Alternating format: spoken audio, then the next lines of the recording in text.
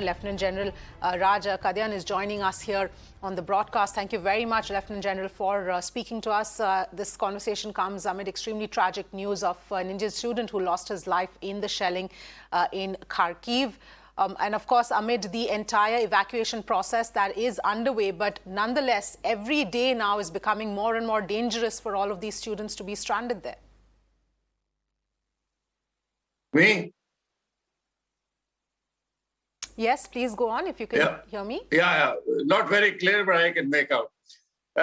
Very unfortunate, this sad news of loss of a student, and our heart goes out to the parents. And also we share the concern of the other parents whose children are still locked up in the towns in Ukraine.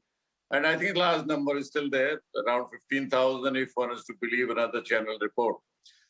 India is doing all it can. Operation Ganga has been launched.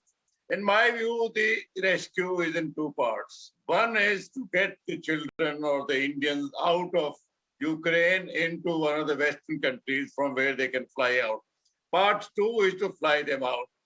Part two is also important, but part one is critical. Our focus of Operation Ganga should be how to get them out. Luckily, we are friendly with both the warring sides, Russians as well as the Ukrainians. If some way can be found, the ministers who have gone, they should not worry about the second part, that is the administrative matter. Once the children have come out of the danger zone, then it is only a logistic exercise beyond that. The parents will have no worry of any danger to the life of their wards. So that is, first part is the most important. If there still is some way can be found to move them by road or by rail, because having failed the first round of talks between the two sides, having not made any headway, which was only expected, now the war is going to rage mostly in the cities, Kiev, which is their primary target, and Kharkiv, which is the second largest city in Ukraine.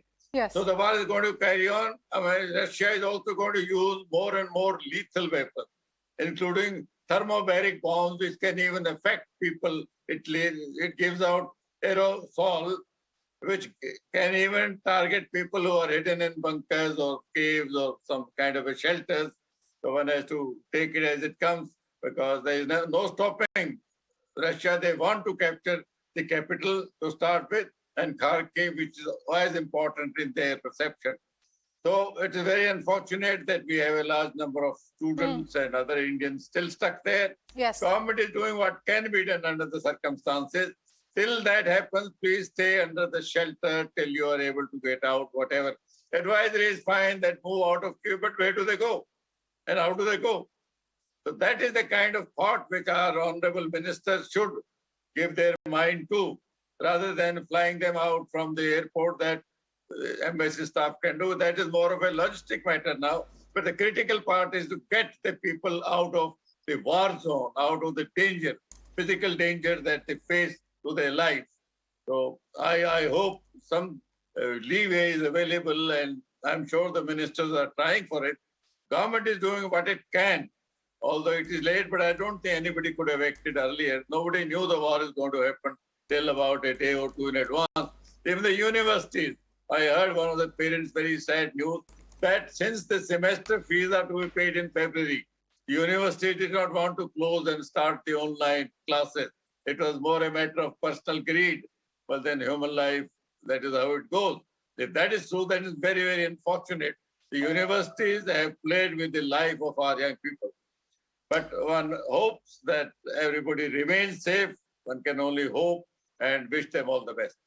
Yes, absolutely, Lieutenant General. But, just picking up on a couple of the points that you mentioned, one is ensuring a safe passageway from eastern Ukraine, where, the majority of this critical war zones are to western Ukraine. Obviously, that may not be possible without the cooperation of both Russia and Ukraine. In fact, we've had students who are stuck there in bunkers in their universities, and they're saying that we can't even step out for 5 minutes. The shelling is that bad. So how are they actually going to get to western Ukraine? And the second point I want to just just, get your thoughts on is whether or not something like, as one of our earlier guests was suggesting, that a possibility of the students going on into Russia from the eastern side and being evacuated from there, whether that is either a possibility or something that could perhaps be explored.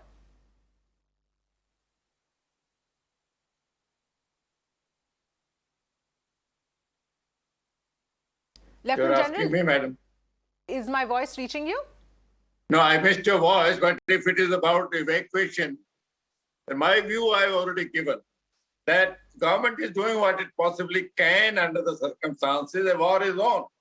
Risk is always there. Discomfort is secondary. People are not getting enough food, not enough water, and other facilities, like even when they reach the border, some student complained that there were no WCs and all. Well, we can't expect these kind of comforts or luxuries. It's a wartime. But discomfort is secondary. Danger is primary, and that should be our concern. And honorable ministers, it is fine to get photographed with the students who are seated in the aircraft or being received in Delhi. But that is the second priority. Priority one is to find ways and means to get our people who are still stuck, mostly in the cities. There perhaps in many cities, one doesn't know. Of course, it is very easy for us to give advice sitting far off, but one can't think of any other method that once they fly out, even if they get crowded in Romania or Hungary or Moldova, or wherever, that is not a matter of concern. It may be a logistic problem, but that they'll be able to bear. And the parents will at least have no worry that their wards are still in the war zone where there is lurking danger 24 hours. So sitting in the bunkers, most of these countries, because of the Cold War legacy, have shelters built. Even the metro lines run deep inside and they double up as a bomb shelter in kind of in the time of danger. That is relatively safer, although with the kind of weapons that Russians are now using, as per the information, what they call the father of all bombs, thermobaric, or it's also called aerosol. So it has 2-3 effects. It affects people who are hidden inside in caves and bunkers or under shelters, or even first floor of the building, lower areas. It doesn't go very up. But war is war. You can't hold up the Russians for whatever they are doing. Their priority is to capture the capital, which is the hub of Ukraine. Once they capture, war may be officially over, although the fighting, as one understands the psyche of the Ukrainian people, the fighting may carry on, and the Western countries may want it to tire out, to exhaust Russia and to damage their economy, something like what had happened in Afghanistan. For 10 years, Russian economy, they were drained out. So the West will want that. Unfortunately, Ukraine is caught up in that fight between the West and the Russians. But that's the reality. You can't change your geography. Of course, if you look at the other side, Putin's version, he says that when Soviet Union broke up in 1991, it was understanding that NATO will not go east of Germany. But over the years, in 5 different waves, they have included new companies, new members. NATO, which started with 12 members, today has 30. And every time Russia objected, so they said, but where is the agreement? There is no written document. So this time he is insisting, one of his 3 conditions till today is that it will not become a member of NATO. But that's now history. We are worried about the life of our children, but war is war. There's nobody had predicted what would happen. Yes, absolutely. Lieutenant General, thank you so much for joining us with your perspective. Thank you.